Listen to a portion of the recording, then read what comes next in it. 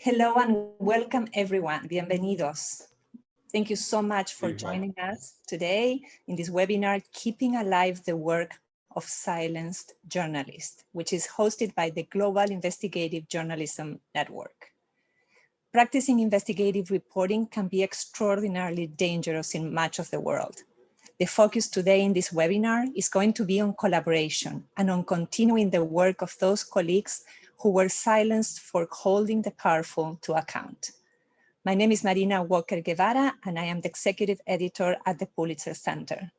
Most of my career has focused on creating the conditions so journalists can collaborate on stories of global scope. As a colleague of mine says, we need a network to fight a network.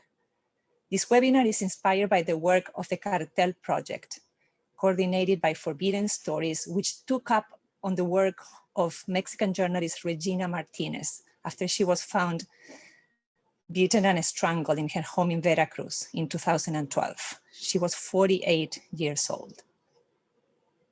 Regina, her case is emblematic of the bloodshed of Mexican journalists in the past 20 years.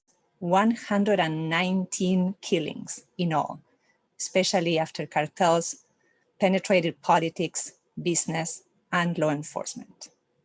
Tragically, this reality repeats itself throughout the world. Reporting on corruption and human rights has become more dangerous than working in war zones. In fact, more journalists have lost their lives for pursuing those stories than working in war zones. And often collaboration is the only way to keep alive their work. And we saw great evidence of that when journalists came together to continue the work of slain journalists Daphne Caruana Galizia in Malta and Jan Kuciak in Slovakia. Those stories continue to have lasting impact. Before we start, and I introduce you to our wonderful colleagues that are going to have this conversation with us today, I would like to go through some housekeeping matters. As you have noticed, we are offering translation into Spanish today, and we hope the instructions are clear, but in case they aren't and you need a little bit of help, let me walk you through the steps. You need to make an active choice of English or Spanish. So to listen to the webinar in English, choose the globe icon in the bottom right-hand corner of the screen. Then you select English, and then you select mute original audio. To listen in Spanish, you choose the same globe icon, then you select Spanish, and then you select mute original audio.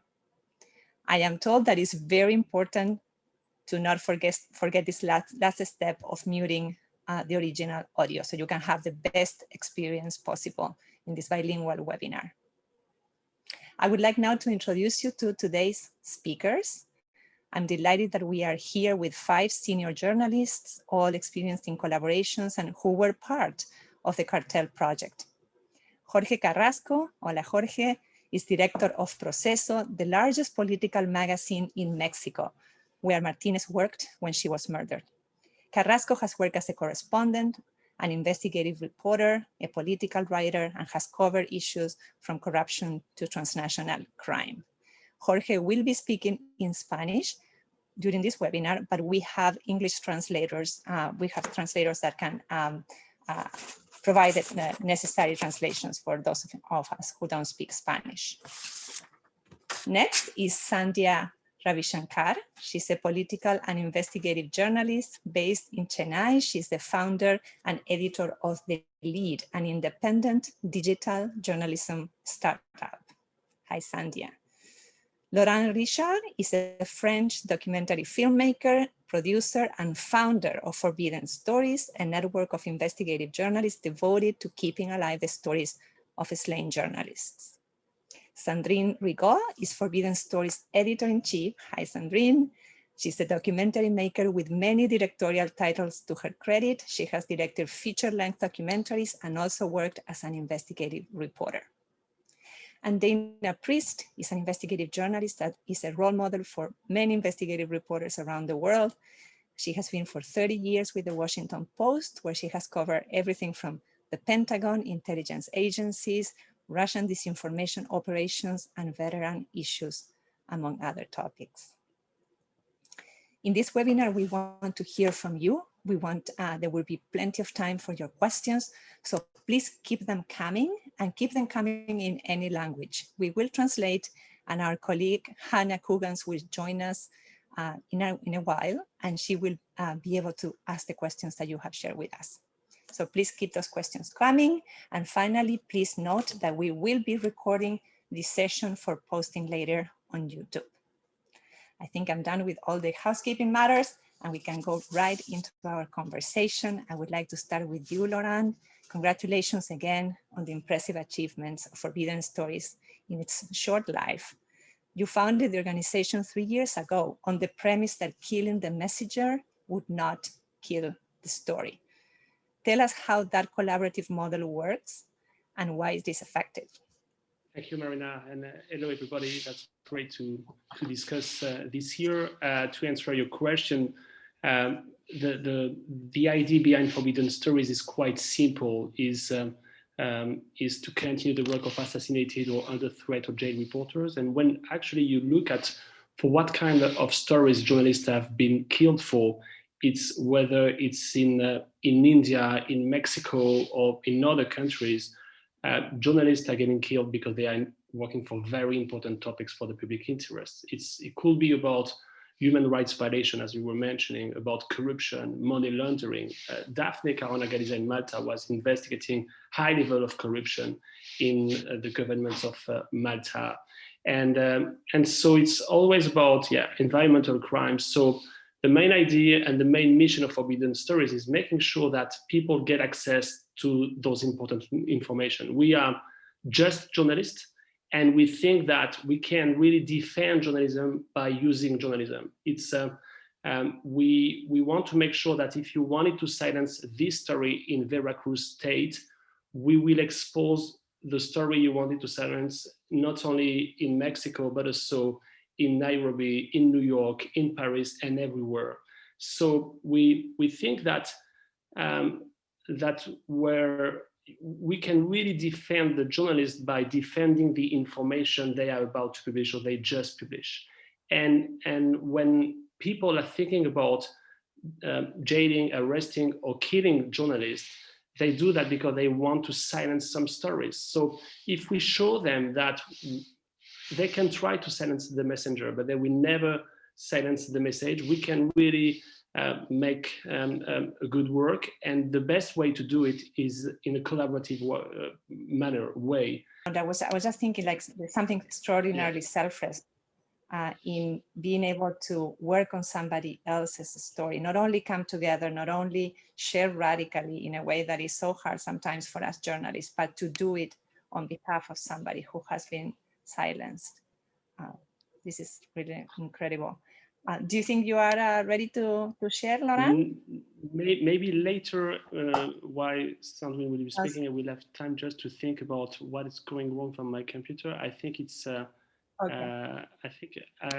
But maybe I can explain you a little. I will try to do it one more time, so sorry for this. I like the persistence of the investigative journalist. Yeah. I will get this. Okay, it's no. Maybe that is okay. If you're okay with that, I can do it later. Yeah. Yeah, that is okay, Laurent. I wanted to ask you a question, if we can go on the Q&A. There are so many cases, tragically, of threatened, jailed, murdered journalists around the world. So what is your criteria for selecting what the network will tackle next? Yes, that's a good question, because definitely we can't continue all the stories of all the journalists who have been killed. But when we try first to see where we can really add some value and add some new information, we try to think, of course, as a journalist, and to see what kind of new information or new sources we can meet, what kind of difference we can make, and we try also to see how we can go on the field. There are some countries where it's less or much dangerous to to investigate on the field, and we try also to find to all the time to work with local partners who know much more than us the local situation. So when we decide to, of course, doing the Cartel project was quite obvious from the very beginning of Forbidden Stories, because when we think about journalism and the threats, we immediately think about Mexican reporters. And one of the first steps of that investigation was to meet Jorge Carrasco from Proceso and to spend some time with him and try to think about what could be the project. And so we try also to see how a local case can be a global answer as a journalist, to make sure that we can really publish the major findings everywhere to send a strong signal. So when we did the Cartel project, it was very interesting because, of course, drug cartels are operating everywhere in the world. They do have some organized crime groups who are working with them in all the continents. So it was making sense to have a global task force as a journalist to face a global crime, a global network against another global network. So this is how we try to choose some cases, and then we spend 10 months working on that. And Laurent, 119 journalists killed in Mexico in the past 20 years. How do you decide to focus on Regina Martinez specifically? Regina was killed in 2012, and Regina was also working for Proceso. And so it was, we needed to really understand for what really happened in that time. We need to understand the context, and Proceso was the perfect partner to provide all the group the understanding we need and the background we need to do the investigation correctly. Regina was also, the killing of Regina was a killing with a lot of consequences in Mexico, because right after the killing, the impunity behind the killing were the start of a new waves of other killings in Mexico right after. So the case of Regina was very important, and it was really unsolved, as many cases of Mexican journalists. The rate of impunity, and I think Jorge can tell us more about that, is really high. And what is really killing the journalists is impunity. When all the people see that the mastermind is still not arrested, there are all the reasons to all the green lights to make any attempts against all the journalists. So that's why we decided to focus on the case of Regina and try to investigate her killing, but also try to continue her work. Laurent, I'm going to go to Sandrine, and in the meantime, I am told that if you want to play your video, better take off your, disconnect your headset. Maybe it's coming from this, yes. Why don't I, but in the meantime, while you check that out, Sandrine, I wanted to ask you, you are, as editor-in-chief, have an incredibly complex and an amazing job, I have to say, of keeping everybody united and focused, journalists across newsrooms and across borders. If we can take a step back and also thinking about our colleagues who want to learn how to do this, what are the pillars of that methodology that helps you do something like the Cartel project? The first pillar is perhaps to get the advice of Marina Walker, I think. And it's not a joke. I mean, we met when I arrived at Forbidden Stories. It was in September 2019, and I had never done this kind of job before. I was directing my own documentaries, and I had no idea of how it works. So we met in Amman for IH conference, and we had this exchange. And I mean, you gave me a lot of hints of ideas and a lot of support. And this is very important because people never teach you collaborative journalists. Journalists don't know about collaborative journalists, basically. So it's something quite new, even if you have done it at ICIJ for a very long time. I mean, in the ecosystem of media, it's not something very known. So this is the first pillar. I think the second one is to surround yourself by very motivated journalists. I mean, this is the main criteria. I mean, you have to work with partners who are very involved who believe in the project, who are involved in the project, and we had this great chance for the Cartel project. We have to also work with journalists who have time to focus on the project, because sometimes they're motivated, but they don't have the time they need, because the editor give them other assignments. So it's, I mean, all the success of the Cartel project relies on the involvement of the partners. And I remember very well when Dana Priest and Antonio Baquero from OCCRP started to dig into Fidel Herrera's story. I mean, this created an incentive for all other journalists and a very virtuous circle. So I think this is a very important pillar. Time is also a key factor, because I mean, it was a 10-month investigation, but it seems very long like this, but it's very short when you have 60 journalists to organize. When you organize a trip to Veracruz, it's not the same thing when you're doing your own documentary and when you're trying to organize a trip with more than 3 or 4 journalists. You have to anticipate everything, security challenges. So, and time sometimes plays against you, because you sometimes can be caught up with the news. And this happened also in the Cartel project. So you have to be very organized to anticipate everything and never panic. Thank you, Sandrine. I hear that Laurent is ready with the video. So if that's the case, why don't we go ahead and show that? En México, nada detiene la violencia en contra de los periodistas. La reportera fue encontrada en su baño con huellas de golpes y asfixia. Se convertía en un elemento incómodo absolutamente para ciertos poderes.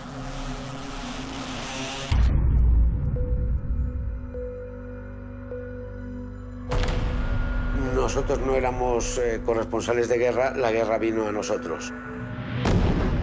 Te das cuenta de que la justicia mexicana pareciera que no existe. Nos siguen matando y no pasa nada. Lo más peligroso, exhibir los vínculos entre política y narcotráfico, la narcopolítica.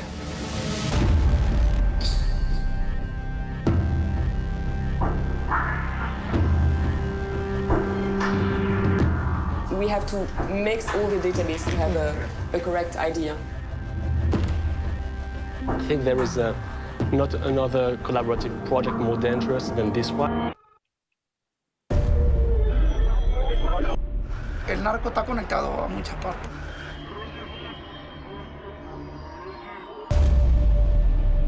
¿Y eso qué marca es? Los químicos que se utilizan. Yo lo consigo de Vietnam. We have one person in China who can check the factory.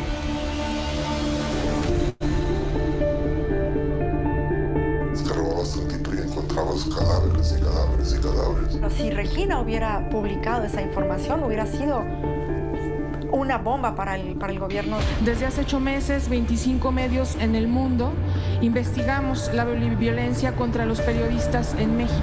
¿Cómo estar seguros de que realmente se va a frenar esta guerra contra los periodistas en México, presidente?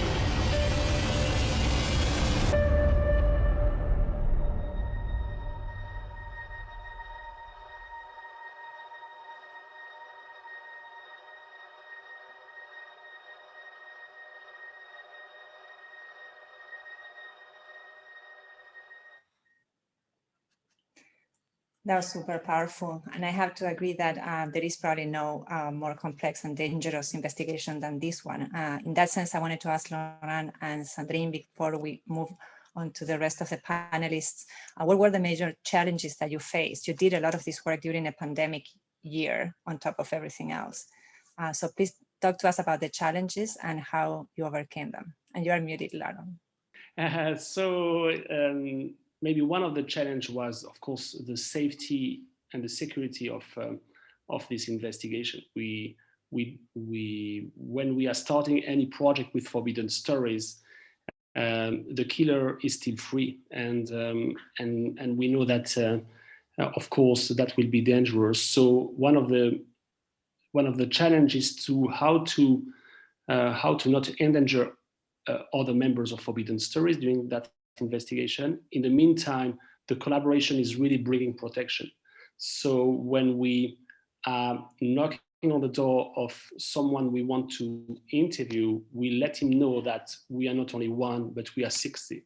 And that can make a lot of difference because he knows that he cannot stop 60 reporters. So one big challenge was to set up a safety protocol. And the only way to do it was to learn from Mexican reporters. They know the field.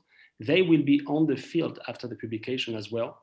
So we have to think and to take care a lot of those questions about how to protect sources, how to protect journalists who will stay on the field, and how to move when we are a group like this, how to move quietly and under the radar at some point, and how to make some noise at other points with other persons. So it's really a question of investigative strategy and behavior, and it's really a case by case and project by project, I think. Sandrine, would you like to add anything? Yeah, security challenges were, I mean, clearly the biggest challenges we had in that project. And with Laurent, we went to Mexico to meet Jorge and to meet other journalists before even launching this project, to have a clear idea on the measures we will have to take. And the COVID, as you said, was a challenge because we had the first meeting in March and basically the whole world stopped after the first meeting. So, I mean, we didn't know how we could go on. I mean, everybody was focusing on this crisis. And I think the chance was that, I mean, the project took us some time. And after a few months, people were very happy to go back to investigative story and to work on that story. So in that case, yeah, we were quite lucky with the time frame of the project. Jorge, you worked with Regina Martinez and you were the first journalist who investigated the circumstances of her death. And because of that, you were personally threatened as well. So first of all, I wanted you to introduce us a little bit more to Regina Martinez and her role in Mexican journalism. I'm currently working for the Proceso magazine. I'm holding the position of director since last year. This magazine is devoted to investigation of political issues mainly. And at this point, I would like to introduce you to Regina Martinez. She was a local journalist in Veracruz state. She was very relevant at a state level because she had a deep knowledge of the political and social life of Veracruz. I make emphasis on the political aspect because since Proceso is a political magazine, it ended up covering a lot of drug trafficking issues without having that as an initial purpose. When politics and drug trafficking started to mix in such a deep way, Proceso started to investigate the facts and these links, and unintentionally we ended up finding this complex reality and this combination of drug trafficking and politics.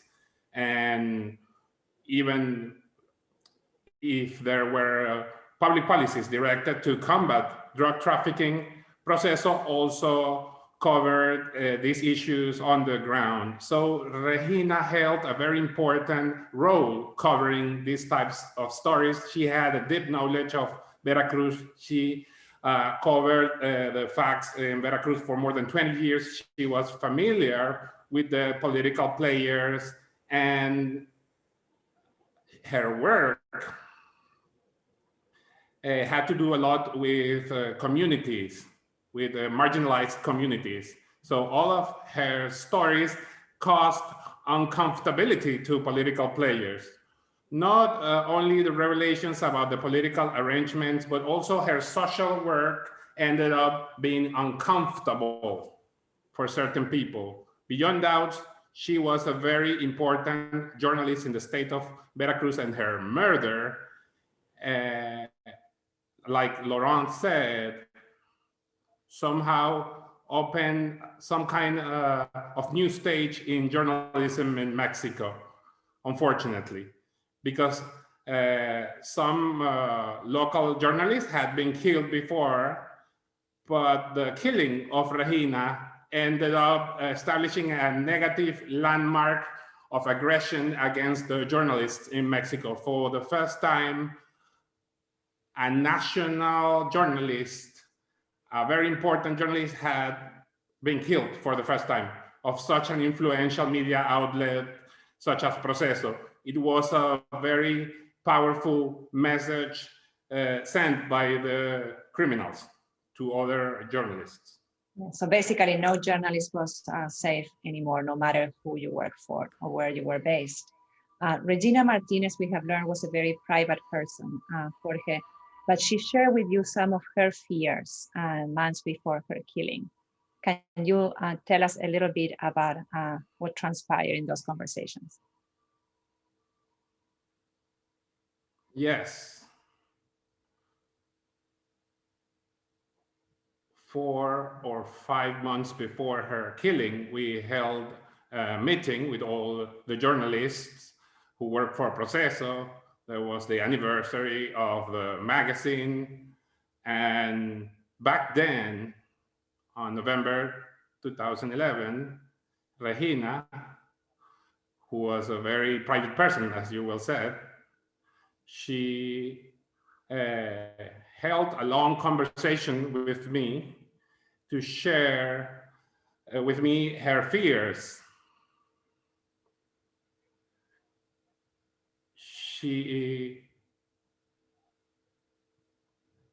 She was afraid. You could feel it from her words. And many of the journalists were afraid. And in the light of the situation, she was very familiar with what was going on. She decided not to cover any more security issues. When something would happen, because back then a lot of things were happening in Veracruz, we, the journalists of Mexico City, would go to Veracruz with the help of Regina, but she decided not to sign any more texts because she knew the situation was complicated. She knew who was involved in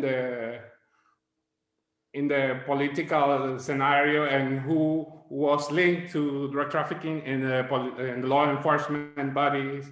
The security was in the hands of the Mexican Navy and the Mexican Army. So there was a very confusing mix of things.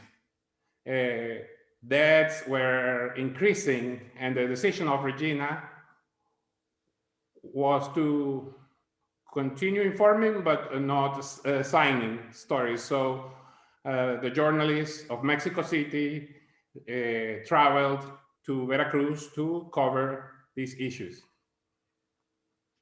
Jorge, and what has it meant for you personally, as Regina's colleague, to be part of this historic effort to bring accountability to her case and to make sure that her name, that her legacy is not forgotten?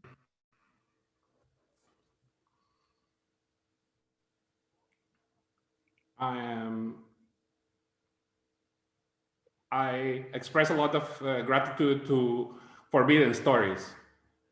8 years, 9 years have passed after Regina's death, and it seemed it was going to be filed away, as many cases in Mexico. And when I entered in contact with Laurent and he came to Proceso, I was excited as director of Proceso, but also as a journalist who covered her killing. And back then, I identified that this was an important opportunity to resume something that was not clear. There was an official version about her killing, but we were not satisfied with the results of the investigation. And when we met in Paris last year, during March, I spoke with several colleagues interested in this topic. So this was a great incentive for Proceso magazine. So we kept this issue alive, and during the investigation, I think the most significant element was that the international journalists were able to have a first-hand experience and to see from close the difficulties that we have in Mexico to find the truth. In Mexico, we have a 98% impunity level in general. And when our colleagues from Europe, from the United States, were able to have a first-hand experience and they reported this to their editors, I think that one case that was initially local or national in Mexico became a global case. So the world started to put the eyes on a case that has affected the press in general in Mexico. So it was very transcendental having resumed this story. I want to focus on that incredible number you just mentioned, 98% impunity levels when it comes to killings of journalists in Mexico. That is just unbelievable. Jorge, there was a remarkable moment in the investigation when some of you attended a press conference with President Manuel López Obrador and asked about this case. And in that conference, he said of Regina Martinez, "I knew her quite well. She was an incorruptible professional journalist." And he vowed to re-examine, to reopen this case in which it is widely believed, and you have documented in your investigation, that an innocent person has been put in jail, that the real masterminds of this killing have not been held accountable. So what happened since, and did he follow through? Has anything happened since he said those very, those words? I'm not going to qualify them.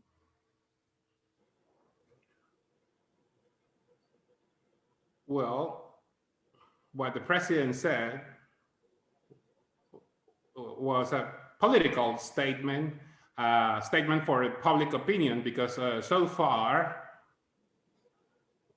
when we started working on this on October, November, nothing has happened ever since.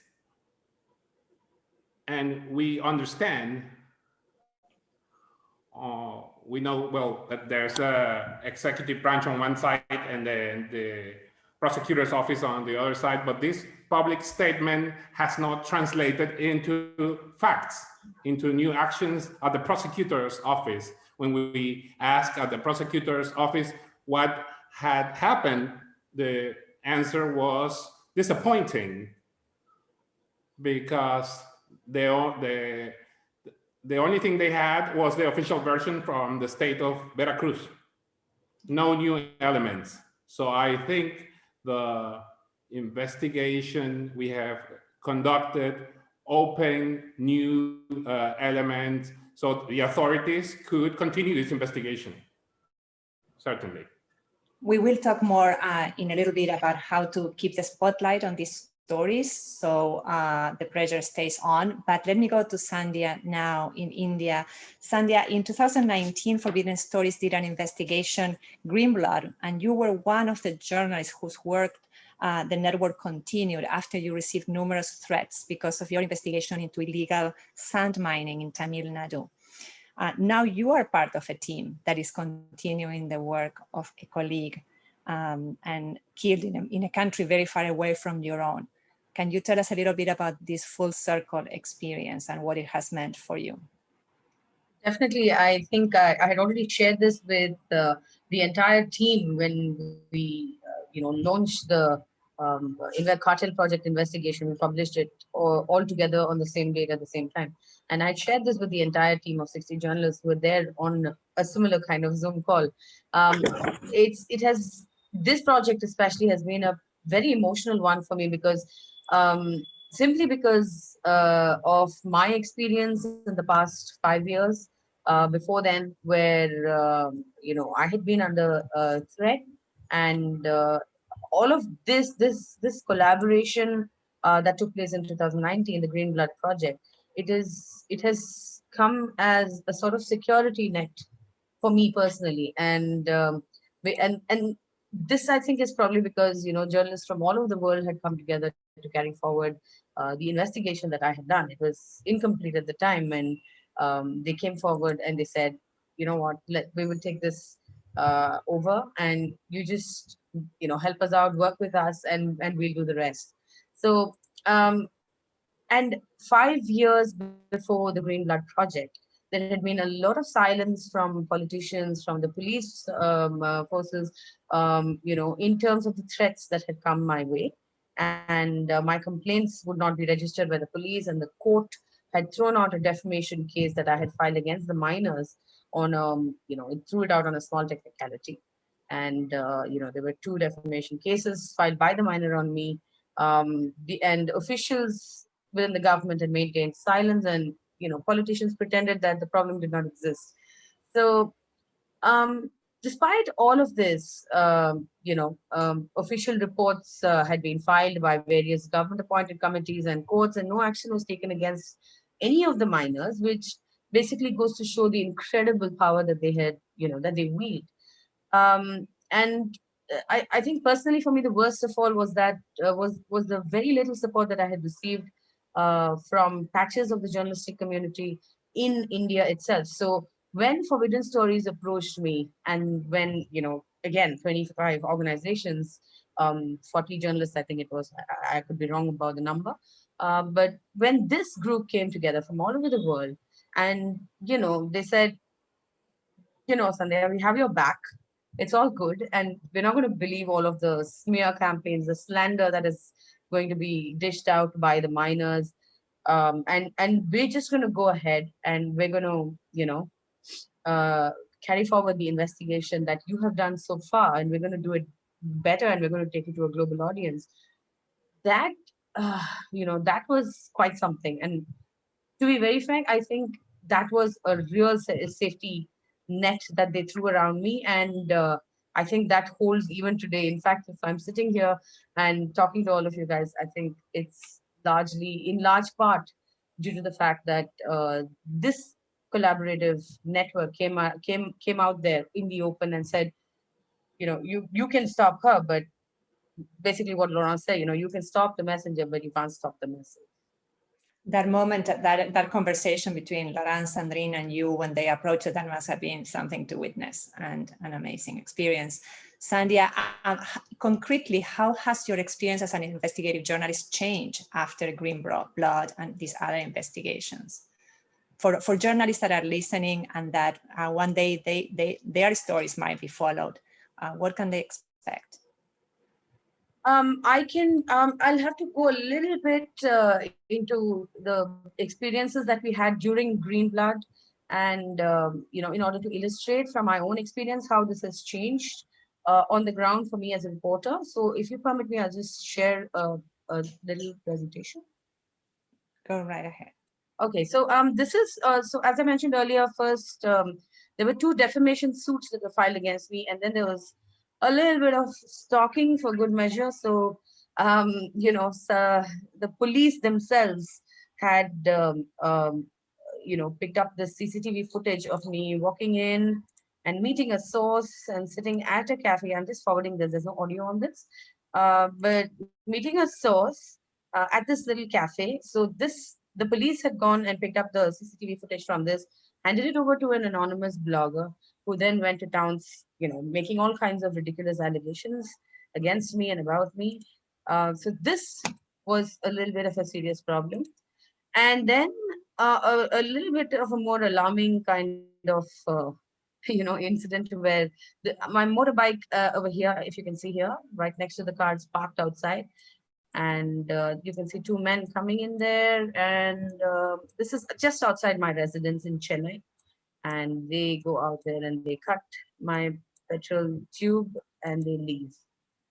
So again, file a police complaint, nothing happens. So the first reaction when Forbidden Stories first got involved in the Green Blood Project, they came down to Chennai, and two journalists, Jewel and Arthur, had come down, and they were trying to, interview and film the miners and all of, their issues on ground.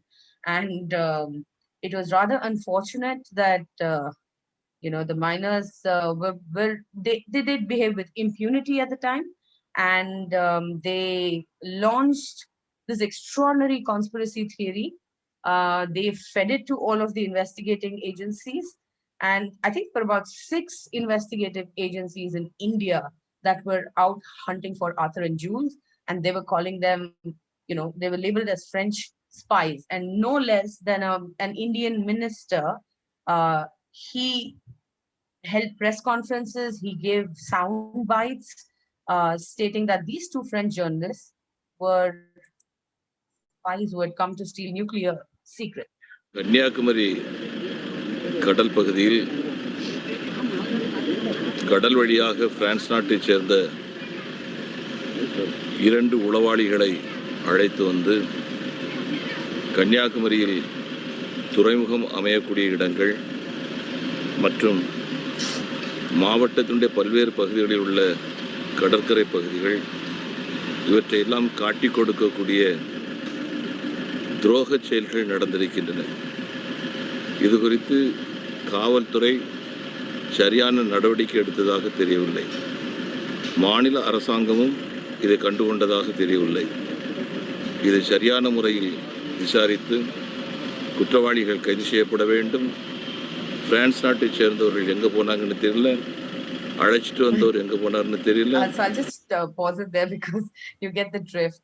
It's all about French spies and coming in when trying to steal nuclear secrets. Very soon, Arthur and Jules became very famous in Kanyakumari, in Tamil Nadu. There were posters with their photographs.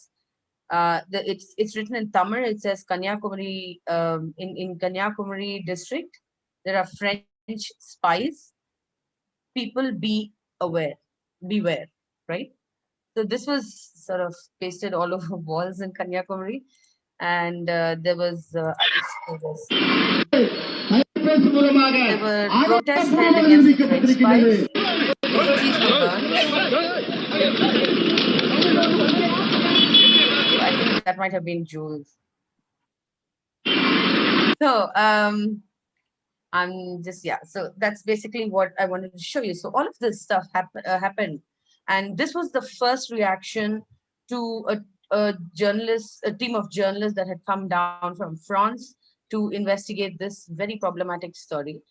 But the second reaction was very different to the first reaction from the miners. So the miners probably thought they had gotten rid of Jules and Arthur and Forbidden Stories, and these guys are never going to come back. Nobody's going to question them. Nobody's going to touch the story, right? But that did not happen.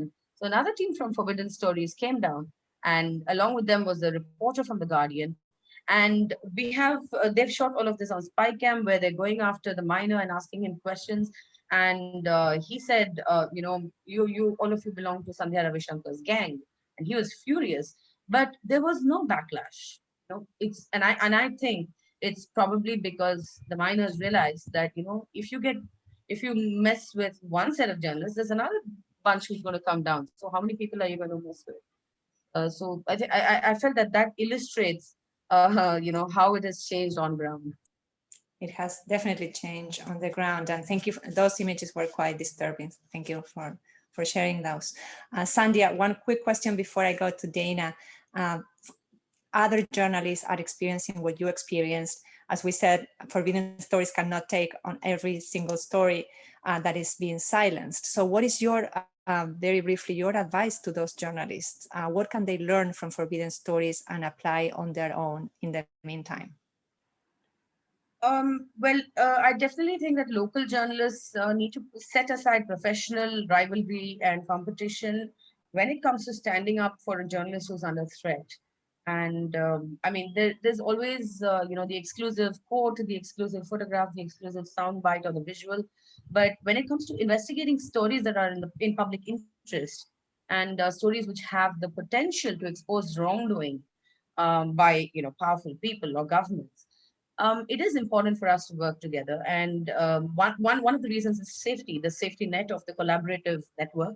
But the other reason is also to use each other's resources, each other's contacts to get as much information as we can and ensure that everything is documented, our work is documented, and leaves no room for anyone to question us or our work and invite danger in that sense. Journalistic solidarity is something that would have been maybe unthinkable a few years ago, and now is the norm. I want to thank also our audience for your questions. I see them coming, and we are very close to welcoming our colleague, Hannah, so she can ask those questions. But let me go to Dana first. Dana, throughout your career, your stories have changed laws, policies, really brought about societal change. But you've worked, for the most part, alone, I understand, or within teams in your own newspaper, the Washington Post, for the past 30 years. So why did you decide to join this collaboration? And was it a hard decision for you? Well, it wasn't. Thank you for having me. I'm happy and surprised to be here because, frankly, it really wasn't a decision that I made. My editor said, "Would you please do this?" And I sort of said, "Well, I don't know." And they said, "No, please do this." And I was a little skeptical in the beginning, or I was greatly skeptical, because you're not only dealing with journalists that you can't meet, but also that are in different cultures. But what I found and I came a little late. So every morning I would wake up and we communicated on Signal. And every morning I would wake up and I'd have like 30 or 40 Signal messages, and I always felt behind. And so the whole time I was working on this, it was a little bit aggravating at first. But it was, to me, a really important experience in my career for several reasons. One is that it was I learned a lot. I learned from Sandrine. Sandrine is a very organized person, and that's the only way I really think that you can manage a group that's this big. And what Forbidden Stories did that was so helpful was to set up a wiki page that was sort of like a book outline, and they kept it up with the different information coming in from all the different journalists. And so we all had access to to everybody else's reporting. And that became really critical when we finally figured out, what is it that how can we tell the story of Regina's work? We told her story, but we really wanted to tell the context in which she was killed, which was basically these two successive corrupt governors who ran the state of Veracruz with the cartels and the police. And so her story, her murder, was really the story of the Mexican disaster as it is right now. And each of us, in particular, I'll give you a couple examples. I was able to get the FBI and the DEA to participate a little bit, but also some former FBI and DEA and ambassadors. And so I could contribute some of the things that they knew, some of their perspective. But then we had, for instance, a journalist in Spain who really unlocked some very interesting information that I don't think that nobody knew before about one of the governors who's never been charged with any crimes, but who's very corrupt and had a money laundering operation going in Spain. And then, of course, the Mexican journalists who were able to get the prosecutor who looked at this, who prosecuted this case and felt like she had been undercut by the local authorities, to talk for the first time really deeply about the flaws in the investigation. So by sharing all this information with one another and then being able to stay very fluid, even though we had a very good organization around us, it allowed us to communicate through different channels with different partners who were finding out things that we could add to. So for instance, Antonio in Spain, whose last name I'm forgetting right now, but he and I talked a lot about money laundering operation in Spain. And so I could take his information and go back to my sources within the government who could help confirm that, yes, there was this operation. The US government was very interested in it. This happened a while ago. It wasn't necessarily closed. It was still open, which added an element of today, that her murder was in 2012, but these crimes that were committed by the people who allowed the environment in which she lived to eventually, allow somebody to murder her and get away with it, that these people were still operating and no justice had actually been done in one of their cases. So it brought it up to today. But the other thing is, I really learned yet again how journalists in Europe and the United States have a particular protection that journalists in a lot of other countries don't have. And then when we enter a story, we have a certain sort of bulletproof vest on that our colleagues in these countries don't have. And I don't want to say it's up to us, but I do think it's an obligation that we have to help bring these stories to light, which causes a separate question. So in the back of my mind, when I started this, I said, how in the world is the Washington Post going to devote any space to this story when all around us in Washington, D.C., there's a crisis of our presidency, crisis of the Constitution, and how am I going to get them to pay attention? And I do think that as a result of being able to deepen our reporting by sharing our reporting with our colleagues, and then by making the argument that there are 30, 40 publications around the world who are going to publish this all at once, I think it created an esprit de corps among our editors, who then had to sell it to the top editors, and who were able to do that because by that time we had invested a lot of time and energy, but so had everybody else. So the result was, a front page story in the Post, but more impressively were the front page stories that landed at the exact same time all over the world in so many different languages. And I think that also made our editors more open to doing more of this.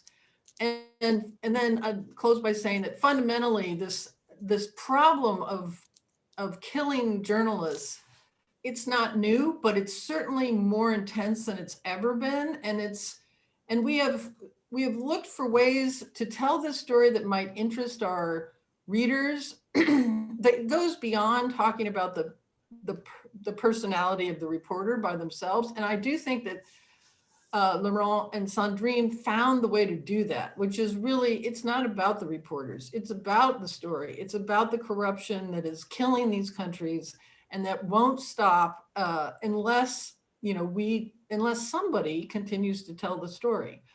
So I'm hoping for myself that I can be a part of this again, and look forward to your questions. Thank you, Dana, so much. And you make a wonderful case for collaboration. It's not just a romantic idea. We don't do it just because we want to be super nice to one another. We do it for the sake of the story. And in the process, we protect our colleagues in our countries who are threatened. One quick question is, some journalists, in your case, your editor came to you and said, you want to be part of this. But often it's the journalists who go to their editors and say, I want to be part of this. I want to join this collaboration. And there's that mistrust or skepticism on the editor's part. Why, this sounds complicated, this sounds risky, a long time. So what will you advise those journalists? How can they make an effective case, especially those working for large private media, that they need to be part of these investigations?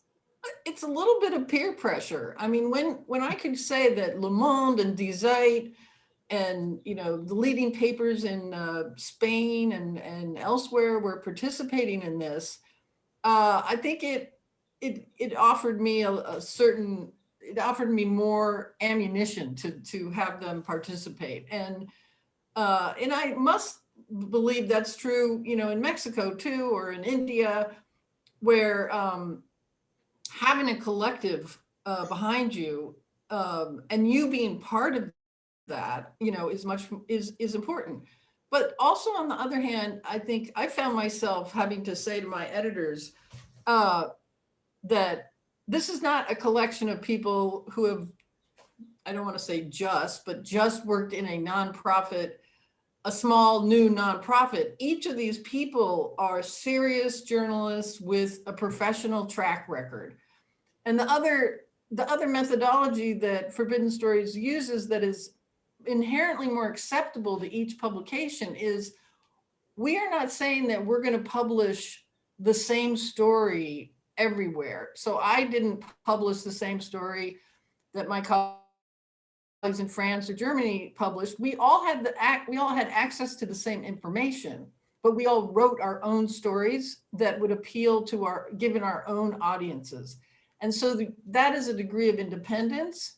And we all fact-checked our own stories. And that's a degree of independence that not all collaborations, I think, have, but can assure your editors that you're going to live up to your standards, you're going to do your own fact-checking.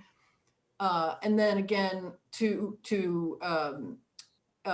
detail the backgrounds of the other reporters that you're working with. Two great tips there.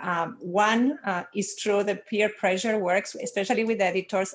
In my university, we used to call it fear of missing out, and it's great among journalists. And the other one is in a true collaboration, there has to be editorial independence, and each partner has editorial control over their own stories, and that helps a lot with the. I would add one more thing, just very quickly, which is, a lot of papers would like to do international stories, but they don't have the resources themselves, and they can't send a single reporter all over the world, or just even maybe abroad. But this gives them the ability to do that, to provide original international reporting about global problems. And there are so many problems that are global these days, and that have to be solved globally. Think of money laundering and drug trafficking, among two of them. And so this allows them to play in that field. And I do think that's another attractive selling point for editors. Of course.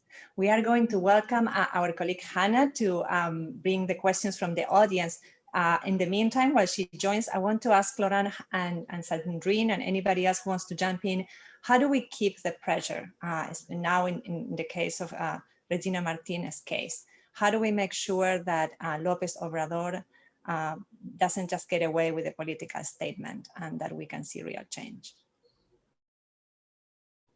That's a very good and very good question. Difficult to answer. How to keep pressure? We as a journalist, we did our job, which is about delivering the story to the public opinion in multiple languages, and so we make sure that people get access to what happened to Regina, and then we know more about how drug cartels are operating. Then the advocacy work of all the organizations can come and can join the effort and make sure that we can have some change in the civil society. We can have some much more impact on the judicial case. If the president is willing to reopen the case, he has to get the pressure needs to continue and to keep going on his shoulders. So this is why now there are some organizations who are doing much more advocacy work, who are taking over the Cartel project on their side, and they want to to put pressure on the government of Mexico to make sure that the case of Regina, for instance, or the guy that is currently in jail for the killing of Regina, which and he really looks, the innocent guy need to be out of jail. But as a journalist, we did our job, and we hope that this mechanism of having an advocacy work right after publication could increase the pressure as well. Thank you, Laurent, and welcome, Hannah. Please take it away with your questions. Hi, thank you to all the speakers. It was a really, really touching session, and you answered so many questions already. But one of the questions from the audience was, when multiple journalists get together to collaborate, what would you say are the biggest challenges that you face when cooperating, and how did you guys go about solving them? And maybe we could start with Sandhya. You could give us your thoughts. Well, yes, the first collaborative project that I had worked on with Forbidden Stories, we had a number of complications. Mainly there were security risks, but yeah, in hindsight, I think perhaps that experience has taught us how to work in a more secure manner, ensure that no one gets into trouble.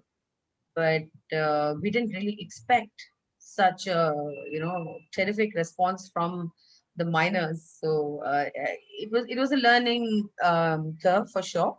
But what are the other problems? One big problem is the time zones.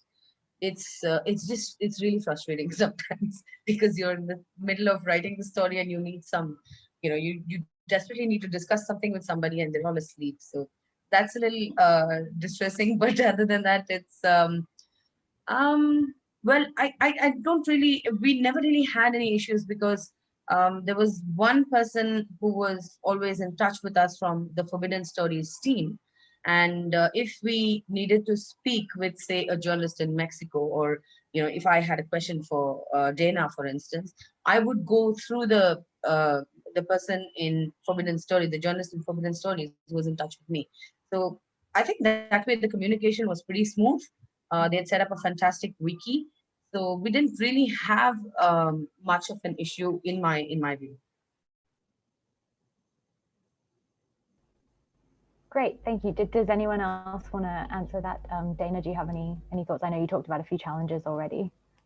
Well, at the end, when we're all fact checking and our editors are really breathing down our, necks, and everybody's a little under pressure, I have to say that by that time there had been really some great camaraderie created among members that included a lot of humor. And here we are writing about this completely, depressing subject, but we found ways to buck each other up and to appreciate one another. I wanted to go to Mexico because of the virus. I didn't, but I was very concerned, and I still remain concerned and really in awe of the local journalists in Veracruz who did some reporting with us and who are still there, but also the journalists who went to Mexico. And there were 2 or 3 teams that went to Mexico and had interviews that I couldn't have. And so I think this is part of understanding how to work with how to get the most out of collaboration is the same as getting the most out of your sources, which is to respect them, to compliment them, to share with them. Well, I wouldn't necessarily do that with sources, but here I think it was a big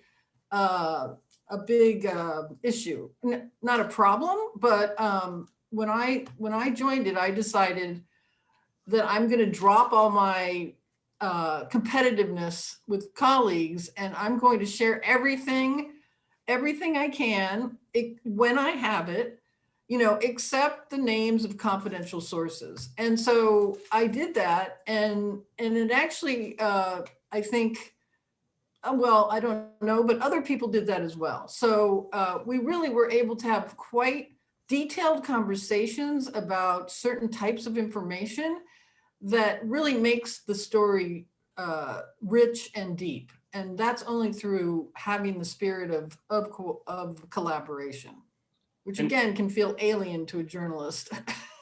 And just to add something to what Sandhya and Dana say, what is really challenging, I think, one of the very first challenge when you are running that kind of collaboration is with the coordination and the management and how to split the work. And this is exactly what you need someone like Sandrine, who is really the brain and the pilot of this big plane, and you have 200 passengers behind, and you are giving work to each of those passengers and make sure that all on the same page while you are looking at all the planes in the same times. And this is really sensitive and very critical to have the time frame of the project, how to split the work, having different teams of different leaders as well, and organizing the fact checking from 25 newsrooms at the same time. It's quite challenging. So you need to have,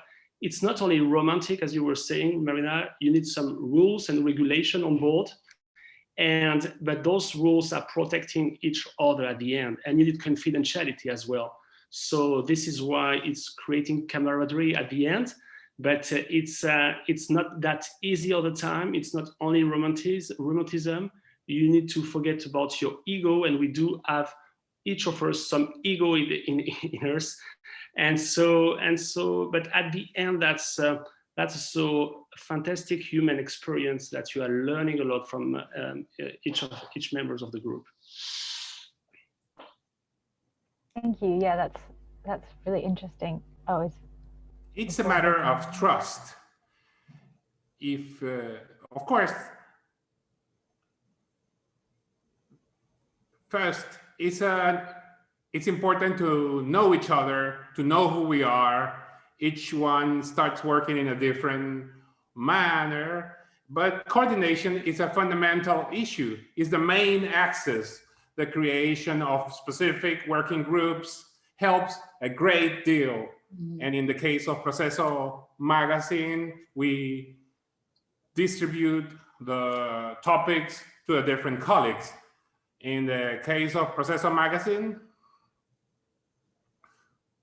we were able to work with our correspondents in Washington, in Spain, some collaborators in different states, in Mexico, some local journalists, and each one was taking part in different groups. So coordination is vital to know and respect the working methods of our colleagues. So the result is a very interesting dynamic in each one of us respect the work of others. You may disagree with a particular approach given to a story. For example, in our case, who are working directly with Regina's case, you may have some reservation or particular points of view, but you can discuss them. Hours before publication, I was speaking with Sandrine and Laurent about a specific topic that we had a different point of view. So each media outlet has editorial independence, and you decide what can be useful for you from this collective work. So it's a matter of coordination, of respect, of trust. These elements are fundamental for the final successful result. Thank you very much. Just adding one thing. Thanks a lot for the compliments about my organization, and I really appreciate it. There's one other thing as well. I mean, we really have to be very organized when we coordinate the work of 60 journalists and really update the wiki every day, try to archive everything so the fact checking is easier. The other thing is, in my position, I mean, I'm coordinating everything, but I'm not the editor of Dana, of Sandhya, so I have no any sanction power, and so everything works with really positive management. And I mean, the spirit of the group was really great, and I could do this, but I think collaboration also only works with this kinds of management, and it creates a lot of also, it creates a very strong solidarity within the group, and it only works if people trust you and if they agree to be in the project. Can I add one more thing? I decided that I would also share my draft, which is something, I hadn't thought about doing because I hadn't thought about doing it until I was done. And then it seemed to me that it's to our advantage to all, even though we all have different approaches, it's to our advantage to have more similarities in our final products than not, and to even maybe agree on the analysis of certain facts. And I felt like, that if I put my actual language, if I give everybody the opportunity to see the draft, and I said, take any wording that you want, then I got back the same thing. Other people started sharing their drafts too. And I'll just say that one of the writers, one of the journalists, the fabulous journalists at Forbidden Stories, had a beautiful ending to her story that linked the story to the disappearance of people today in Mexico and the failure of Mexico to do anything about the disappearances, which played a role in our story because that's what Regina was looking at. And she, at the end, linked this to the present. And since I'd shared my draft, I felt like I could take that idea and change my own ending. So even though I didn't use her exact words, it was a brilliant idea. And because we were all sharing, I took that idea and changed the ending of my story after I saw her ending. So again, the more you can share, the more you can disclose without breaking any confidences to sources, I think the better off. And in a group like this, like having Dana Priest sharing her draft is a very strong signal for the rest of the journalists. So everybody feel at ease, everybody share his own draft. And it's really this virtual circle I was speaking about. And it changed the whole, the whole spirit of a collaboration. Great, thank you everyone for sharing. I have a question for Jorge. What are your recommendations for journalists in Latin American countries who possibly face an authoritarian regime that persecutes the national press, especially journalists who are doing research on corruption and organized crime? What would be your recommendations for kind of safety or for pursuing these kind of stories? There are some obvious security measures to be taken, but after working in projects such as Panama Papers, this story within the framework of Forbidden Stories, I think that main basic element has to do with security of communications is essential.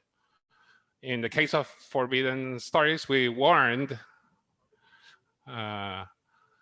and unfortunately, I had to stop participating in certain groups because my phone was tapped. So the work that Forbidden Stories has done to guarantee the security of communication is vital. And collaboration here is very important. It's very clear that only one media outlet on its own cannot take this information to the public, because we are facing a global transnational phenomenon. Any operation investigated that takes place in two countries, what we do as local journalists is just a reduced effort. So that's why it's important to find partners, umbrella projects such as Forbidden Stories and other initiatives. So it's important international collaboration in this regard. So somehow this can help us to increase the level of security you have access to more information, and at the same time, you're widening your outreach. And I say this as an important element. Security of communications is essential.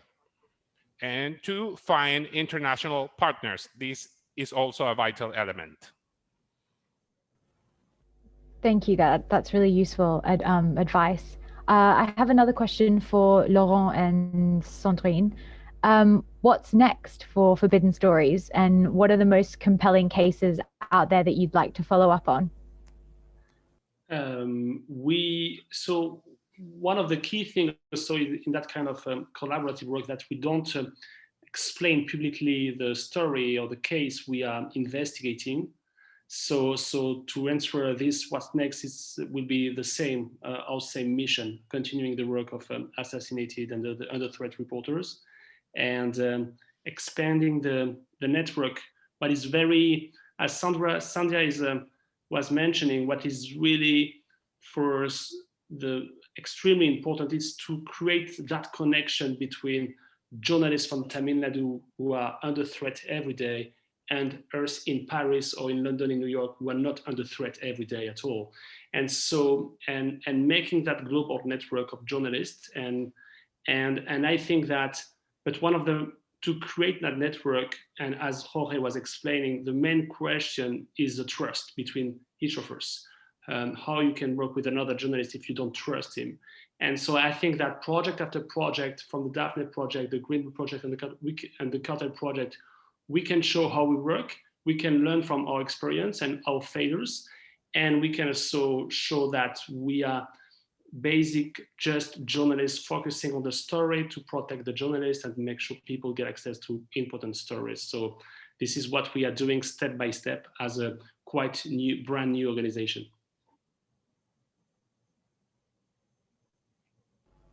Thank you. I just have one final question now for anybody that would like to answer it. What is the best way to find opportunities to collaborate on stories like this? There are lots of questions about how people can get involved in something like this. So do you have any advice or places that people can look for opportunities? I don't know if maybe Sandrine or you want to speak on that, but basically we are open to work with journalists who are ready to join collaborative project and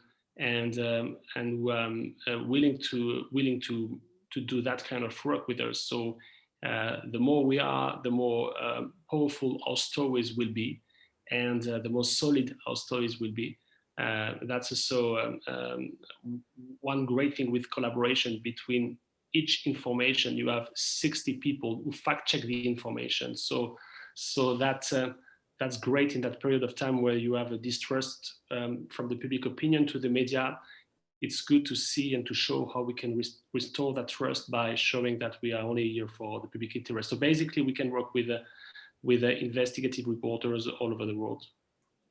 And can I just add one thing? I noticed a lot of people from all over the world, even Kashmir, who've come in to see this. And I think, good stories, they rest on good evidence. And so there must be people out there that are watching this that have evidence of wrongdoing by their government, either, against the journalist or something else.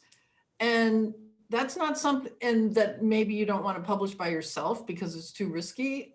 And so I would imagine that not just telling forbidden stories that you're interested, but also offering some evidence of a good story is probably going to get a lot more attention, as it should. So it seems like, there's no limit to the number of collaborations as long as we have 5 Sandrines and 5 Laurents and continue to get better.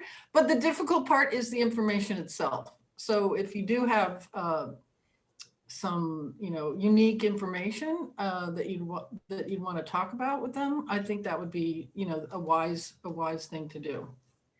And that's a great point, Dana. Sandrine, what would be the best way for a journalist, especially a journalist who is under threat, to communicate with forbidden stories? We have a procedure on our website for journalists who wants to get in touch with us in a very safe way. So I really advise journalists who want to be sure in their communication to see that website, and we can of course be contacted through our mails that are on the website in a more open way. So yeah, we have a safe box that people to leave messages and documents even. Thank you, Sandrine. And maybe as we close, one of you can share that link to that part of your website here on the chat so people can grab it. We have to close. This has been an incredible and inspiring conversation. I want to thank each of you, Sandhya, Jorge, Dana, Sandrine, and Laurent. Thank you for leading. Thank you for inspiring us. And thank you for honoring journalistic collaboration. More power to you. More power also to Forbidden Stories and to GIJN, the Global Investigative Journalism Network. Thank you so much for hosting us. Please check their website at gijn.org for more tips, tools, and resources. You can also make a donation, and that money will go to support investigative journalists around the world. I also want to invite you Thursday, 25th of February, for the next webinar, and it will be on investigating the far right, another incredibly important and timely topic. So thank you so much, everyone, again for accompanying us, and to be continued on Thursday, February 25th.